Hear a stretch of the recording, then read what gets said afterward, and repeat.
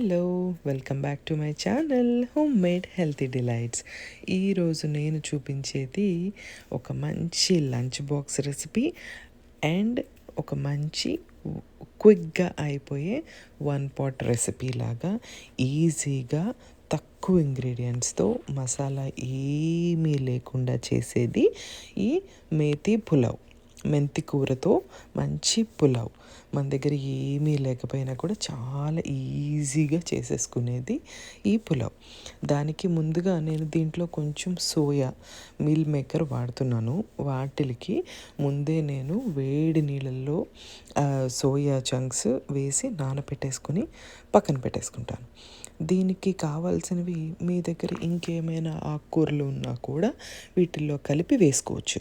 పుదీనా, కరివేపాకు, కొత్తిమీర, ఇంకేదైనా పాలకూర ఇలాంటివి ఏమైనా ఉన్నా కూడా వాడుకోవచ్చు. నా దగ్గర ఉన్నవి మాత్రము మీల్ మేకరు, కరివేపాకు, పుదీనా, కొత్తిమీర, మెంతికూర. సో ఇప్పుడు వాటితో నేను చేసేస్తున్నాను.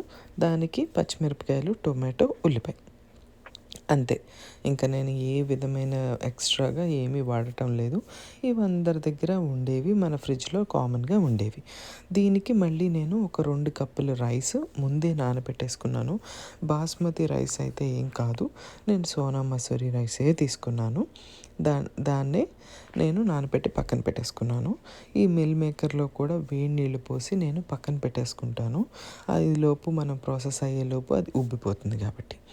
తర్వాత ఒక పెద్ద ఉల్లిపాయ తీసుకొని చిన్న చిన్నగా ముక్కలు కట్ చేసుకోవాల్సినంత అవసరం ఏం లేదు. పెద్ద పెద్ద ముక్కలుగా కట్ చేసుకొని పక్కన పెట్టేసుకున్నాము. తర్వాత టొమాటో కూడా అంతే. చిన్న చిన్నగా కట్ చేయాల్సిన అవసరం అస్సలే లేదు. పెద్ద పెద్దగా ముక్కలుగా కట్ చేసేసుకొని దీన్ని పక్కన పెట్టేసుకుంటాం. పచ్చిమిరపకాయలు, దీంట్లో ఏ విధమైన కారము ఉండదు, కేవలం ఈ పచ్చిమిరపకాయల నుంచి వచ్చే కారమే. వాటిల్ని కూడా చీల్చేసి పక్కన పెట్టేసుకుంటాం.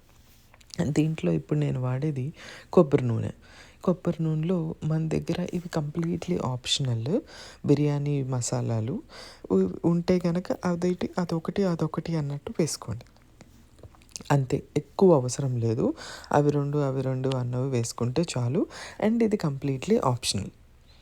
సో వేసుకోవాలనుకున్న వాళ్ళు వేసుకోండి, వద్దు అని అనుకున్న వాళ్ళు కంప్లీట్గా దీన్ని స్కిప్ చేసేసేయండి. ఇప్పుడు ముందే దీంట్లో మనము పచ్చిమిరపకాయలు వేసేసుకుందాం, ఎందుకంటే మన మొత్తం పులావ్కి కారం రావాలి కాబట్టి. దాంతోపాటు ఉల్లిపాయలు కూడా వేసేసుకొని దీన్ని బాగా ఫ్రై అవ్వనివ్వండి. బ్రౌన్గా ఫ్రై అవ్వాల్సిన అవసరం. వాటితో పాటు కరివేపాకు కూడా వేసేసుకొని మంచిగా దీన్ని ఫ్రై అవ్వనివ్వాలి. బాగా ఫ్రై అయిన తర్వాతే అల్లం వెల్లుల్లి పేస్ట్ వేయాలి. ఎక్కువ అస్సలు వద్దు, ఒక్క స్పూన్ మాత్రమే వేయండి. ఎక్కువ అంత అవసరమే లేదు.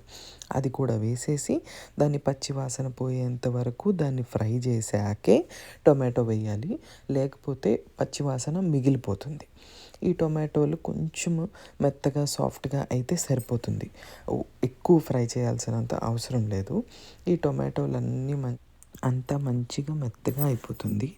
ఆ తర్వాత మన దగ్గర ఉన్న ఏవైనా ఆకుకూరలు ఉంటే, ఇక్కడ మీరు పాలకూర కానీ తోటకూర కానీ ఏదైనా వేసుకోవచ్చు. నా దగ్గర పుదీనా ఉంది, అది నేను వేసాను. ఇప్పుడు మెంతికూర కూడా వేసేస్తున్నాను. మెంతికూర వేసేసుకున్న తర్వాత మన దగ్గర ఉన్న కొత్తిమీర ఇలాంటివి ఉంటాయి కదా, చక్కగా ఎంత ఆకు ఎక్కువ వేసుకుంటే అంత టేస్ట్ బాగుంటుంది.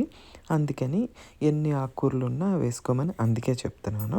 నా దగ్గర కొత్తిమీర ఉంది, నేను అది కూడా వేసేసాను. దీన్ని బాగా ఫ్రై అవ్వనిచ్చిన తర్వాత దీంట్లో కొంచెం పసుపు, ఇది కూడా ఆప్షనల్, బట్ కలర్ కోసం వేసుకుంటే బాగుంటుంది. వేసుకున్నాక దీనికి సరిపడినంత ఉప్పు వేసుకోండి. ఎక్కువ ముందే వేసుకోవద్దు, ఎందుకంటే రైస్లో వాటర్ పోసిన తర్వాత ఇంకొకసారి చూసుకోవచ్చు. ఇప్పుడు ఈ మీల్ మేకర్ని నానబెట్టిన సోయా చంక్స్ ఇవి ఉంటాయి కదా, వీటిల్ని బాగా వాటర్ అంతా పిండేసుకున్న తర్వాత దాంట్లో వేయండి. వాటర్ ఉండిపోతే మళ్ళీ ఎక్కువ పేస్ట్ లాగా అయిపోతుంది, అంత బాగుండదు. వాటితో పాటు మసాలా పొడి కొంచెము, ఇది కూడా చాలా కొంచెం, ఎక్కువ కాదు. ఈ రెసిపీ చిన్న పిల్లలు కూడా తినగలిగే రెసిపీ ఇది. అందుకని అన్నీ కొంచెం కొంచెం మాత్రమే వేసుకోవాలి, ఎక్కువ వేసుకోవాల్సినంత అవసరం లేదు.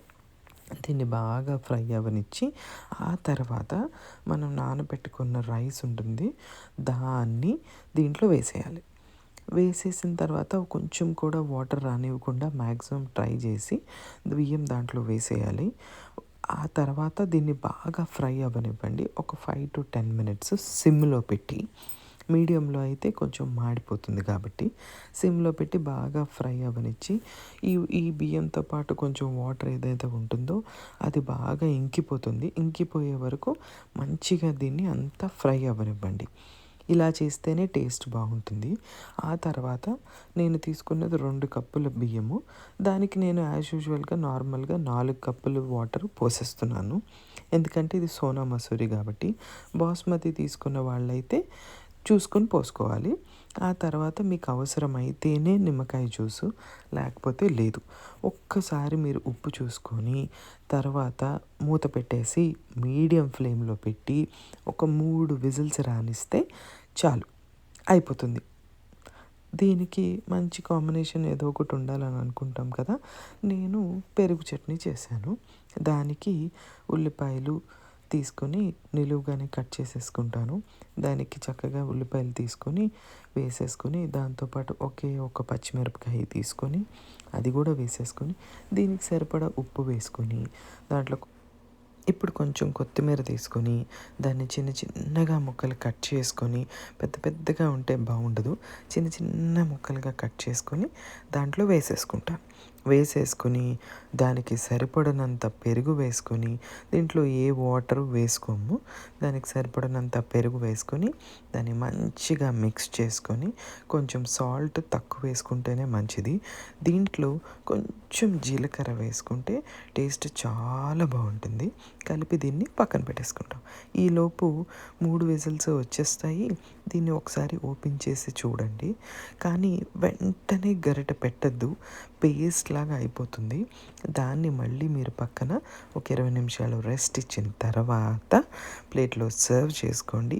ఇది గోరువెచ్చగా తింటే చాలా బాగుంటుంది. బాగా చల్లారిపోయిన తర్వాత తింటే కూడా దీని టేస్ట్ చాలా చాలా బాగుంటుంది. ట్రై చేయండి. ట్రై చేసి నాకు చెప్పండి.